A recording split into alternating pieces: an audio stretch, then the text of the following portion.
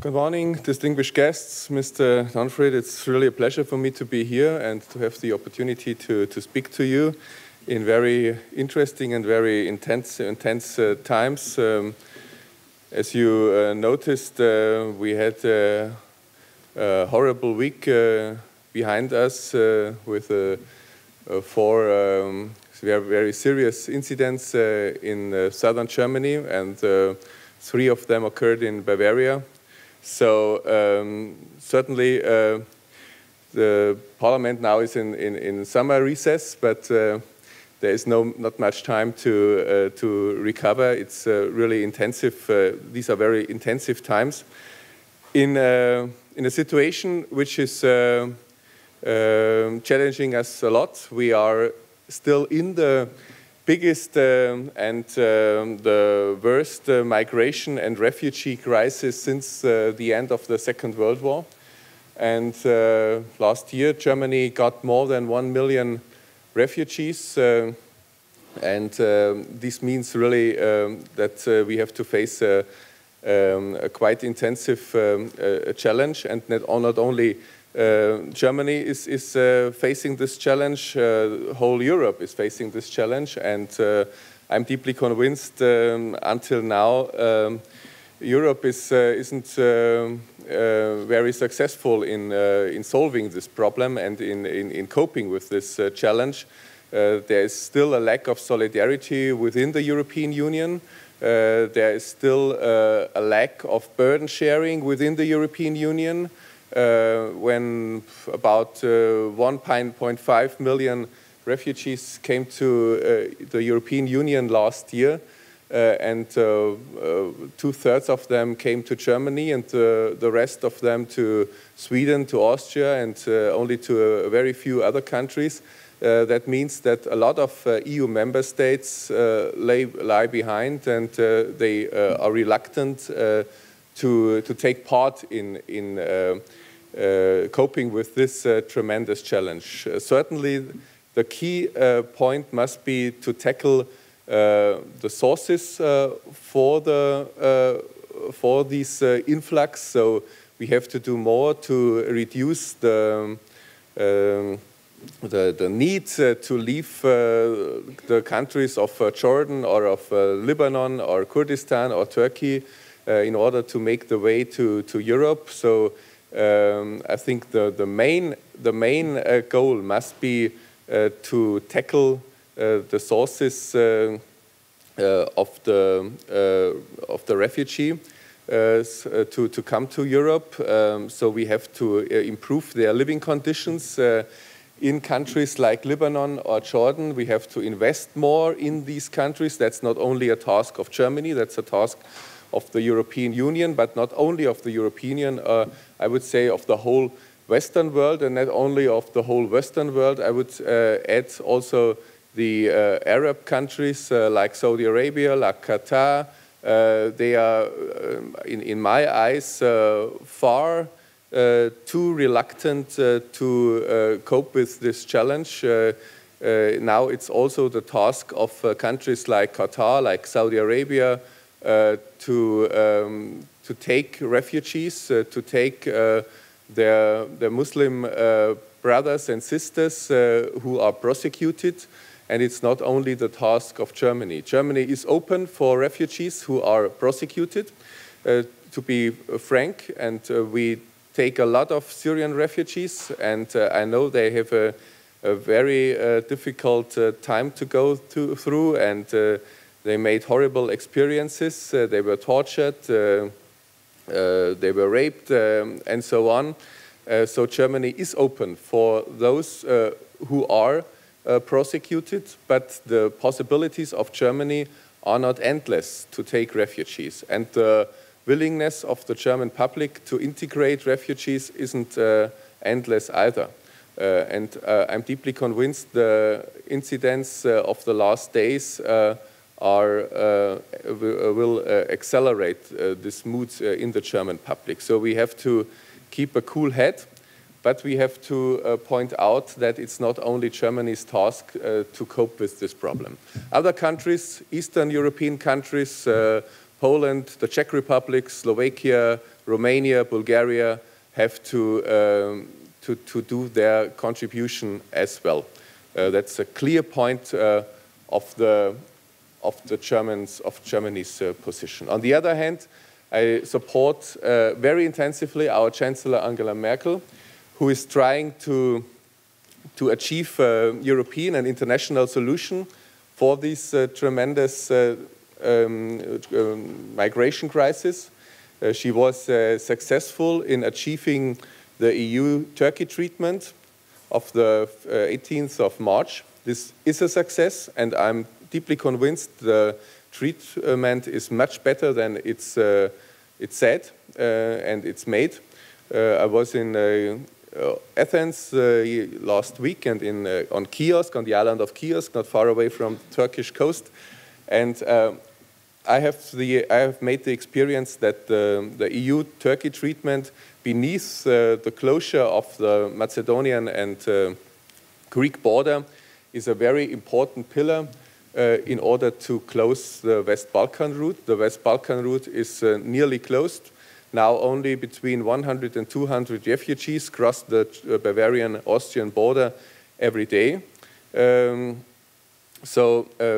Now it's closed, but no one knows what the future brings. As you know, there's a very difficult political situation in Turkey now, and President Erdogan certainly is threatening that he won't stick to the treatment, and he will not hold back the refugees to go to the boats and to cross the Aegean to the Greek islands. Thank you very much. So I'm still convinced we have to continue with this treatment. It's good. It's good for Turkey. It's good for the EU. Both benefit from it. Turkey benefits by 6 billion euros on the one hand, and on the other hand there is the one-to-one mechanism.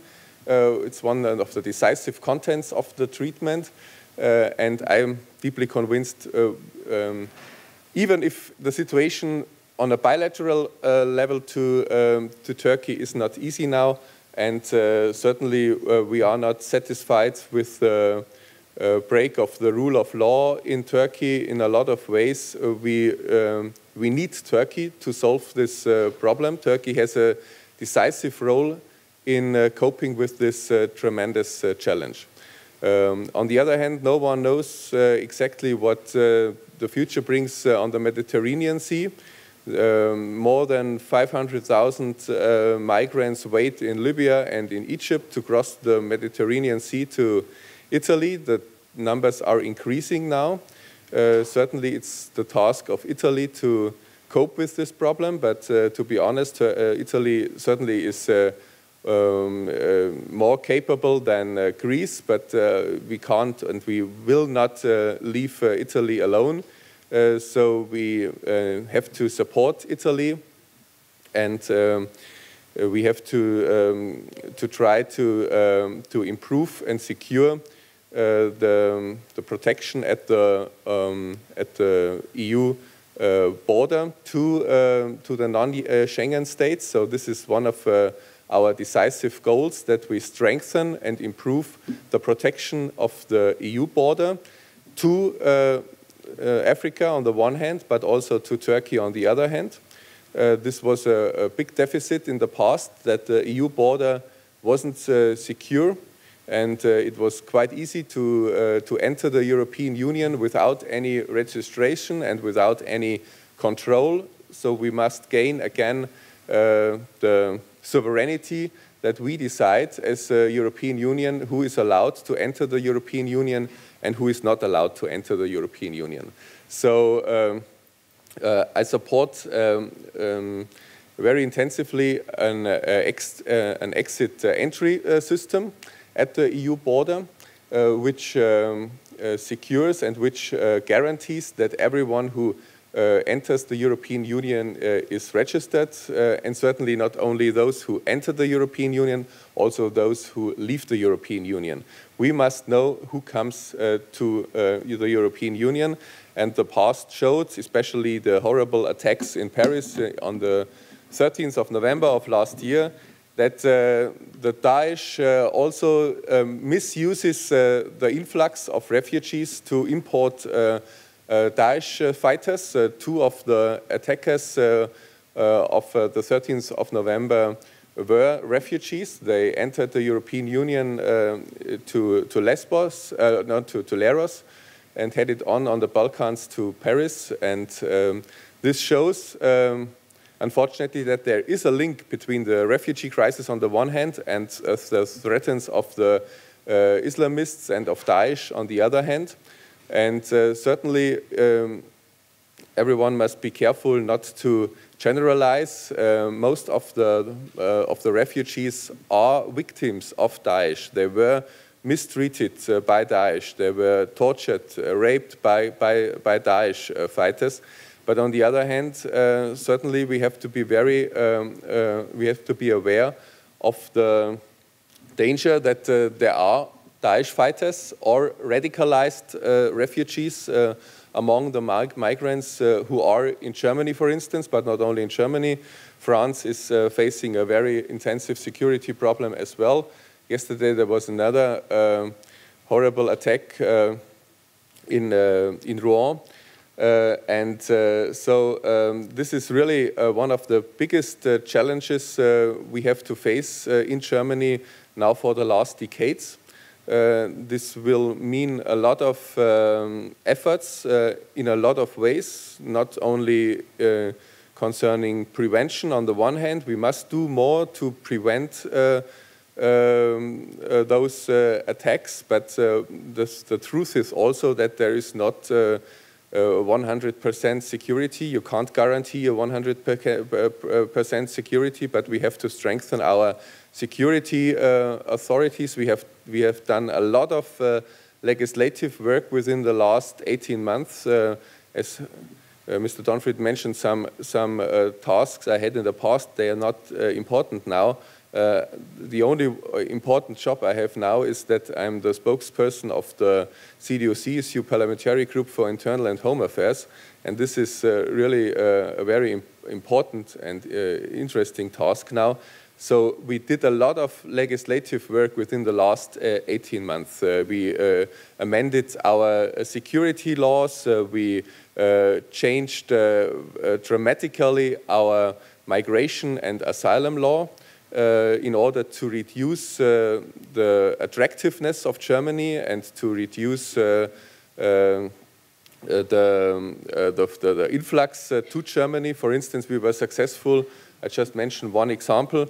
In one way, in the first half of the year 2015, nearly half of all the migrants came from the 6 West Balkan countries.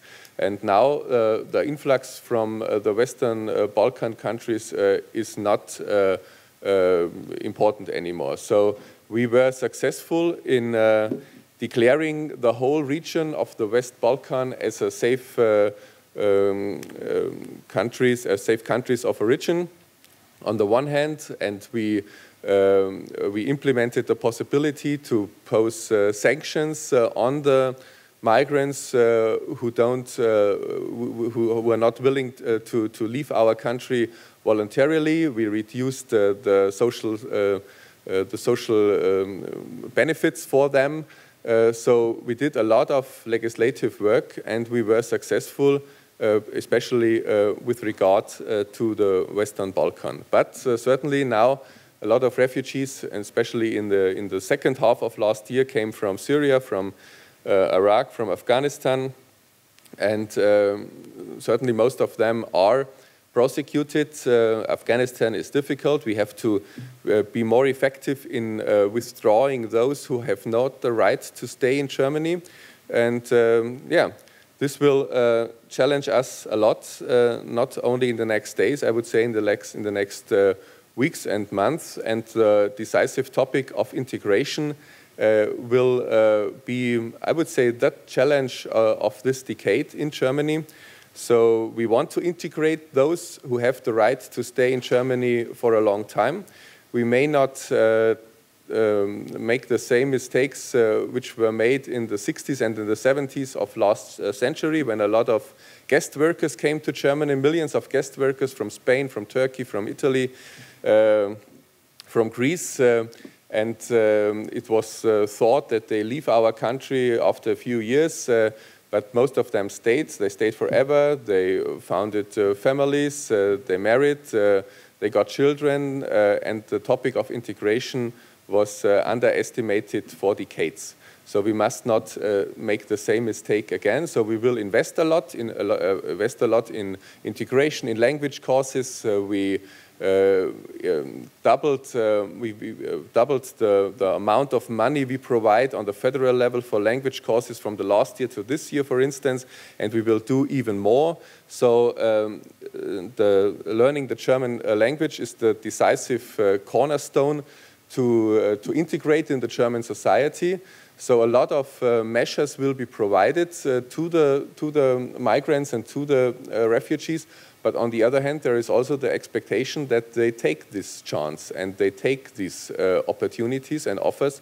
So if they are not willing to follow and to go to the language courses, for instance, they have to face certain reductions of their social welfare benefits. So in a few words, I pointed on some challenges we have to face now. You came to Germany in very interesting times. So I think the European Union is in its biggest crisis since it has been established, not only because of the referendum in Great Britain on the 23rd of June, but because of the whole situation. As I said, I'm deeply disappointed with the solidarity within the European Union. And to be frank, I'm not disappointed with Brussels. I'm not disappointed with the Commission or the European Parliament. I'm very disappointed because in a lot of capitals of EU member states, nationalism and populism is increasing tremendously. And this means really a big challenge, not only to Germany, but this, in my eyes, this could mean also the collapse of the whole European Union. So I hope I didn't make you too desperate now, but I thank you very much. Thank you.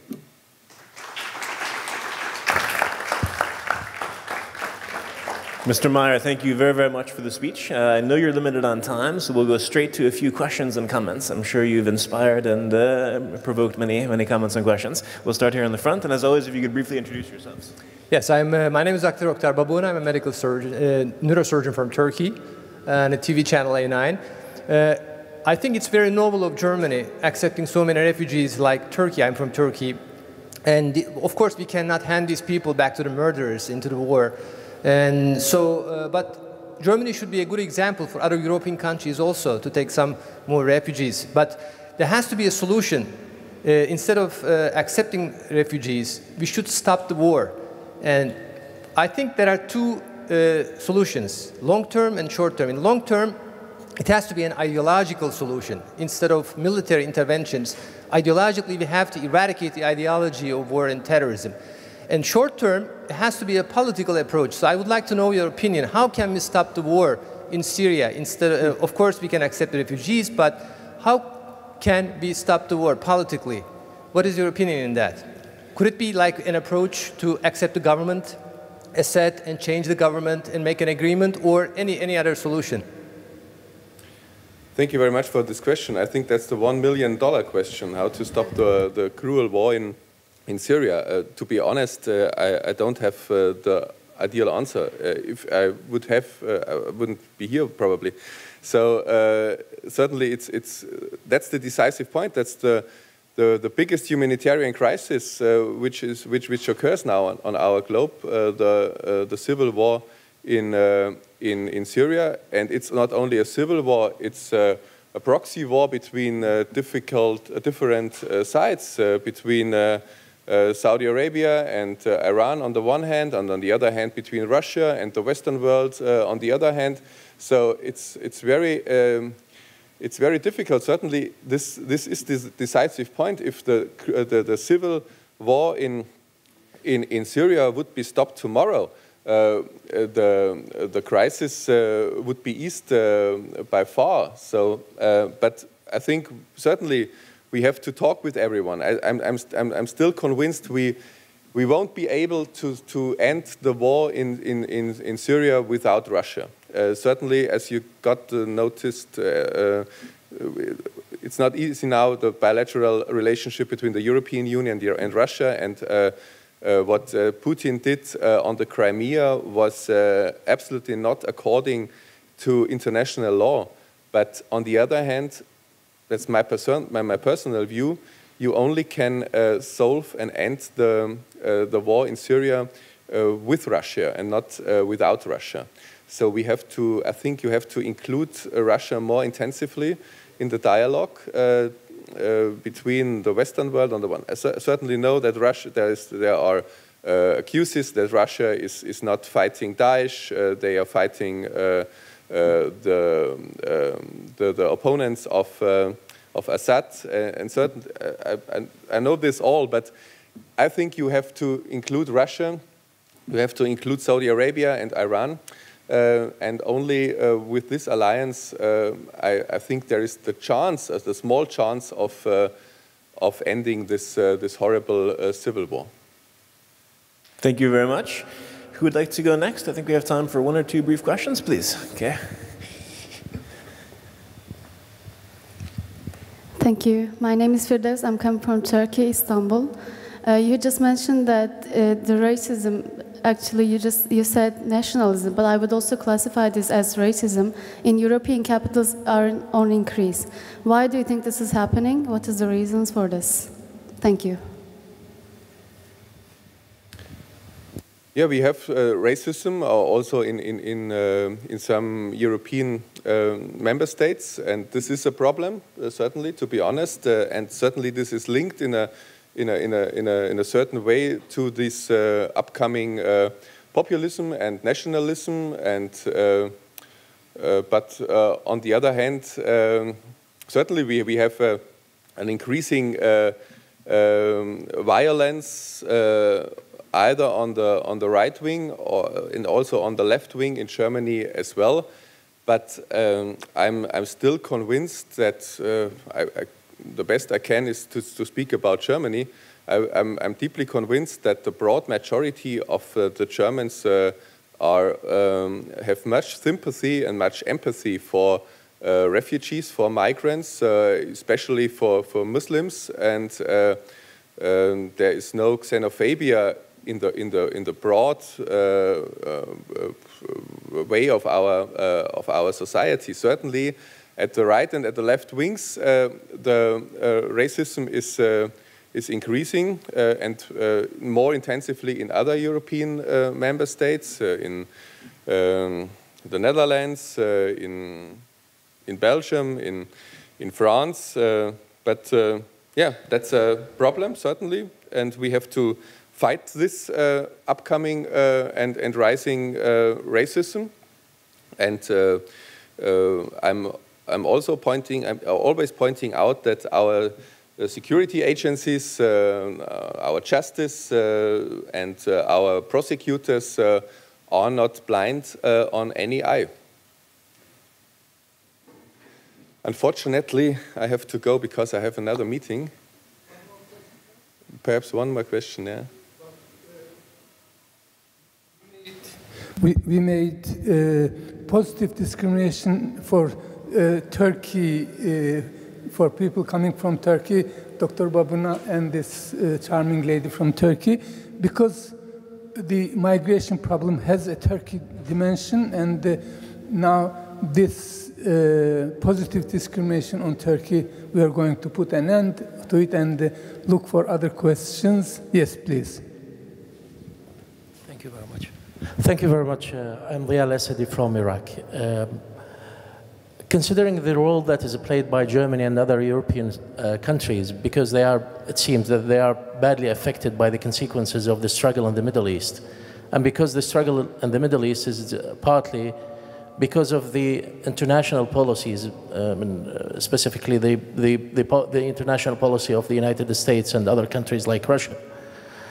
What role, or whether or not Germany or other European countries are seeking to redress the balance in the Middle East, that is to say, to play a political role to stabilize the region after it has been, badly affected by these international policies that led to the crises of immigration and the instability? Thank you very much. Thank you very much for this question. I would say for Germany's foreign policy, stabilizing the goal of stabilizing the Middle East is one of the decisive topics, and Germany can play a very constructive role in this region. I'm deeply convinced. Certainly, we have very close relationships to Israel. There is a special relationship between Israel and Germany, and this will always last. On the one hand, on the other hand, I would say, contrary perhaps to countries like Great Britain, Germany has a quite good standing and a quite good reputation in countries like Jordan. I was in Jordan in February of this year. I met King Abdullah II, and I know we have good relationships, and we do a lot of work in Lebanon. And I was in Kurdistan 2 years ago, and we play a very constructive role in supporting Kurdistan. So certainly that's always only the way of diplomacy. But I'm deeply convinced Germany, we always must be careful not to over-exaggerate our capacities and our possibilities. But in some regions, Germany has a quite good possibility to ease and to mitigate problems. I would say one is the Ukraine, because the USA has withdrawn from Ukraine after the fall of the Berlin Wall and of the Iron Curtain. So that's one of the decisive regions I think we have good competences in. And on the other hand, the Middle East is such a region. So for Germany, this is one of the main tasks of our foreign policy, to play a constructive and a moderate role in the Middle East. Thank you very much, and I wish you a very interesting day and interesting reports and constructive dialogues. Thank you very much, Dr. Mayer.